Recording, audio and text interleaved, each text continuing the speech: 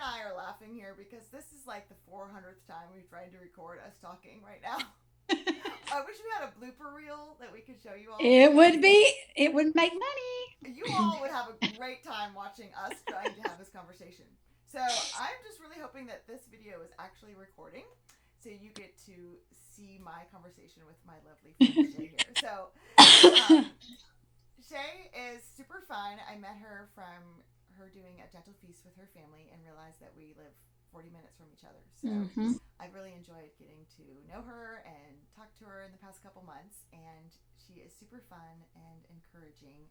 And I wanted to talk to her so you all could hear from her as well. I know she'll be encouraging for you as well. So we're just going to kind of talk through about her and how she's used Dental Feast with her family this past year. So, Shay, why don't you introduce yourself to everyone Again. for the 400th time?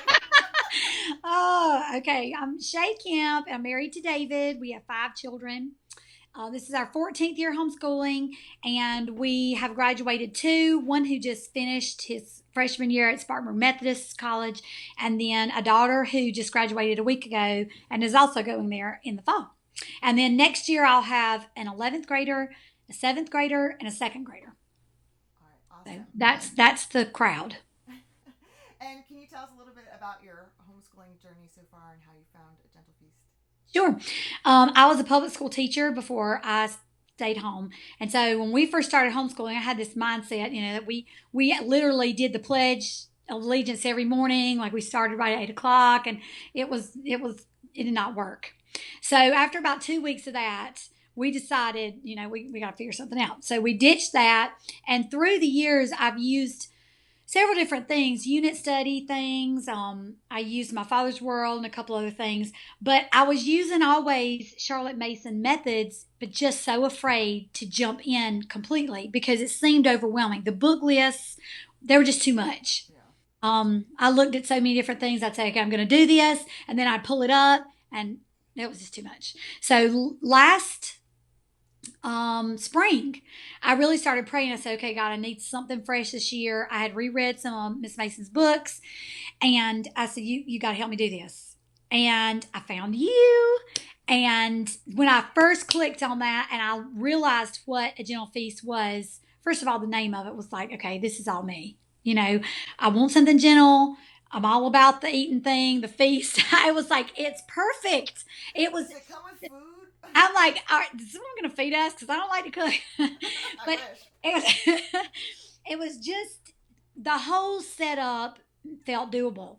Yeah. And so I spent a lot of time researching, looking at that. And then I really spent last summer printing everything out because you didn't have the printables at the time, Yeah. which are fabulous, and ordering my books, really getting in my mind how to implement Charlotte Mason methods. Yeah. And we jumped in last August.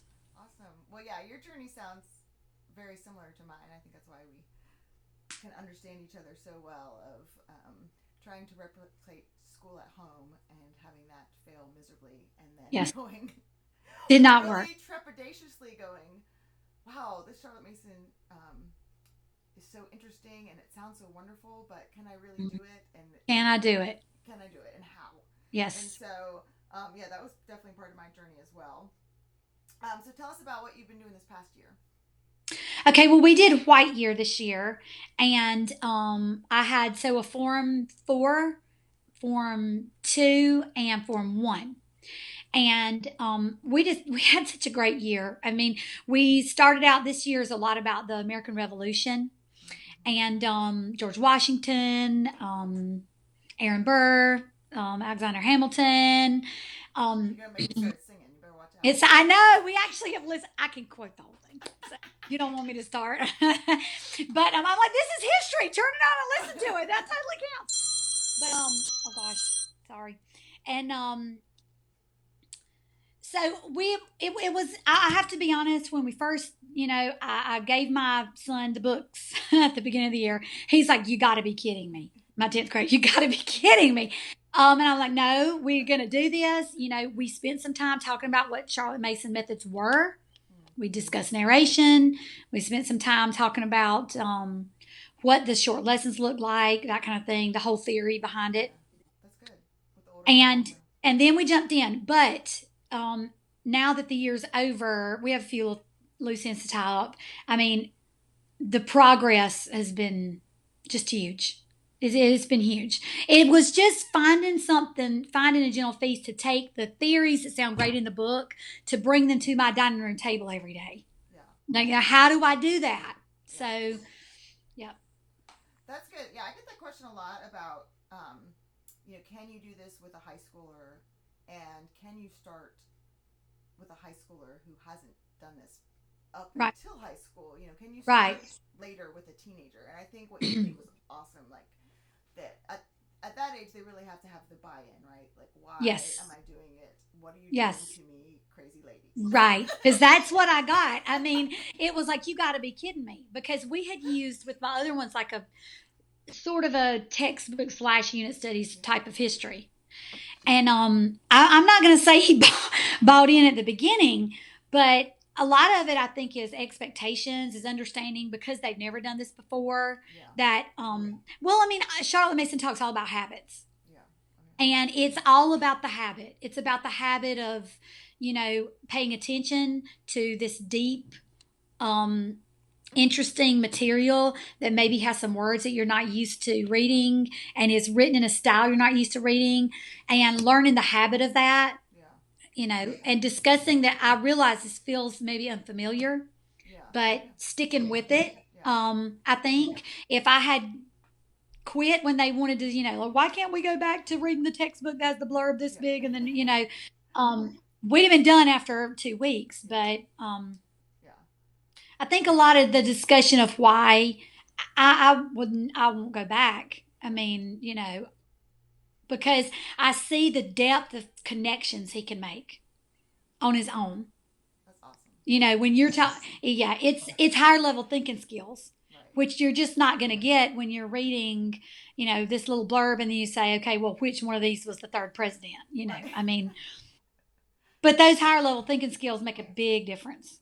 Yeah, that's awesome. Another thing that people often ask about is doing it with multiple forms, and having a larger family. And that was really one of my goals was, how can we make, because I have a huge spread of children as well, how can I take what she's saying and implement it in a way so I don't go insane doing 5 different total curriculums every day. Yes, no, I would never do it. Yeah. So how has that worked with your 3 different levels, doing that this past year? Trying to, with the different right. levels. Well, I think the biggest thing that one of the biggest things is just your own flexibility, and realizing that, and you and I have discussed this, that what you're giving us is a tool. You're not giving us something to, a manual. There's a difference between those two things. That this is a tool, this is not a manual. So another thing is the morning time, just the fact that we're all sitting down at the table for morning time, covering that rich, interesting material for that 20-30 minutes. And I'll be honest with you, it's some of the most valuable time of our day, because it always goes longer. We end up having conversations we never would have had. And I'm combining forms. I mean, we're all sitting there. Another thing is, I think, just trusting your own gut when it comes to looking at what you have planned. So I did what you have typically listed as 4th/5th geography for this year. I did that with both my Form 1 and Form 2. And it worked great, So I think that's the biggest thing, is really just looking at it yourself and remembering, education's life. It's an atmosphere, I keep going back to it.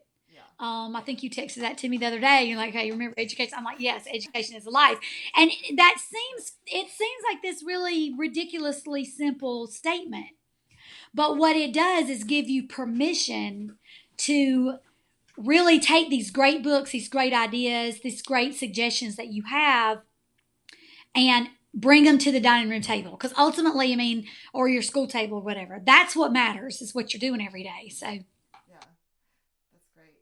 I really like that you are, you're very fun and creative. And so you do these really fun, creative rabbit trails that are very inspiring for me, because I'm I'm fun and creative, but I can get narrowed and pigeonholed into what I'm doing and trying to get through stuff. Right. So I really love that you have just found the flexibility to kind of make it your own. And can you just talk a little bit about how you've kind of tweaked A Gentle Feast in some of the ways that you've made it adaptable for what your family's interested in? Sure. I love to get hooked onto something and run with it. And sometimes I plan ahead, sometimes, but honestly, most of the time I don't. Most of the time we're studying something and you can see the light go off in their eyes and we'll just go. Like one of the things we spent a lot of time with, and I set the book out here somewhere. We did, in Pond and River, by Pond and River this year. This was Elizabeth's natural history, I think. Yes. Yes, I think that's right for White Year. Yeah. Okay. So near the end is this chapter on otters. And she was fascinated. So we kind of went otter crazy. I mean, we learned everything there was to learn about otters. We went off on otters and Yeah. it was so fun. And then in Paddle to the Sea, we did a huge thing on icebergs. She was just fascinated. There's more underneath. So we froze every liquid we could find in the house. And we put it in, this ice cube tray and, ketchup and all this stuff, Oh, wow. frozen. And we Oh, wow. discussed the melting points and that kind of thing. We're doing right now, we're finishing up this one, The Winter at Valley Forge. I've never read this, but it's a fabulous Oh, book. isn't that so Um, good? Yes. And so last week we decided, they said that the fire cake just tasted disgusting. So we decided, okay, we're making fire cake, but ours is really good. So apparently they weren't doing something So, like, right. is the recipe in there, or did you Google a recipe? No, I just look it up. Oh, I okay. just look it up. And I think a lot of it too is just looking for the spark. You know what I mean? Like, which is how you make education a life. Okay, well, fire cake, that sounds disgusting. Well, I wonder if it is. Yeah. So, Yeah. and ours was not. Ours was fabulous. It's really good. That's some of the stuff that we've done. We did a lot of, and the book, If You Lived in Colonial Times, that was in Form 1 this year. We went off on a lot of great stuff on that. And my OCD type A personality, I have to push that part down Yeah. and say, okay, it doesn't matter if this chapter rolls over to the next week. Doesn't We'll just matter. roll it over, Yeah. right? Go on, click, drag it to the next week.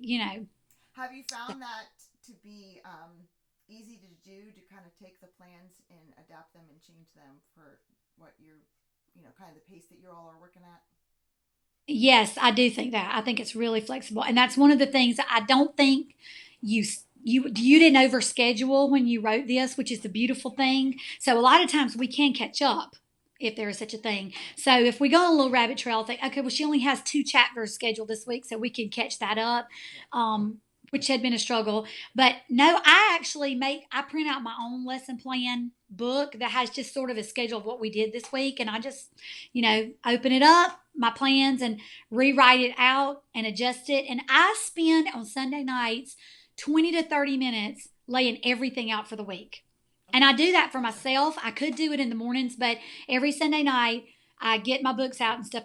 I spend about 20 to 30 minutes, which is nothing compared to some of the time. I mean, and then we're ready to go, Yeah. on Monday morning. So, Yeah, that's awesome. So, what have you seen? This is a kind of last question here, but what have you seen?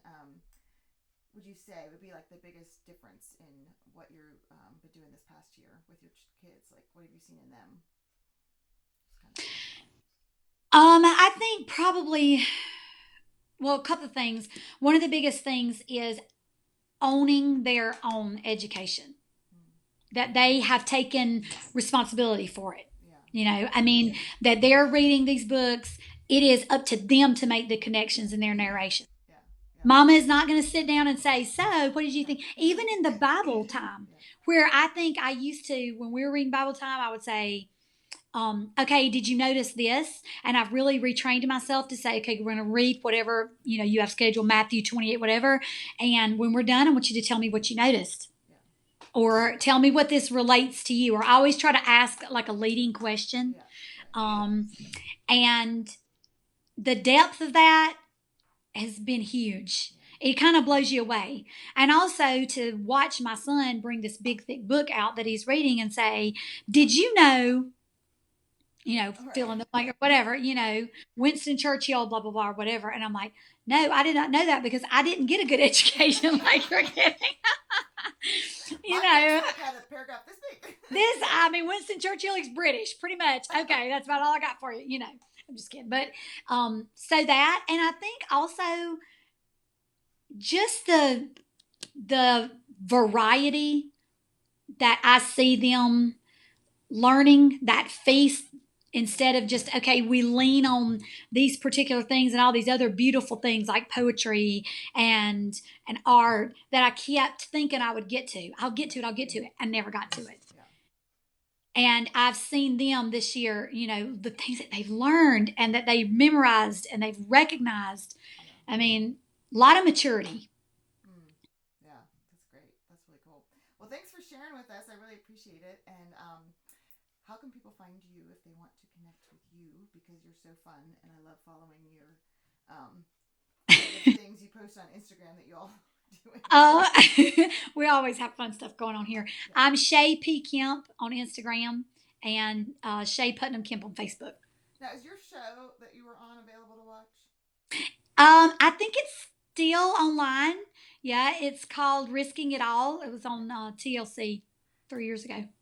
So tell everyone about that real fast because that is so fun. It was fun. It was crazy. It was a crazy learning experience.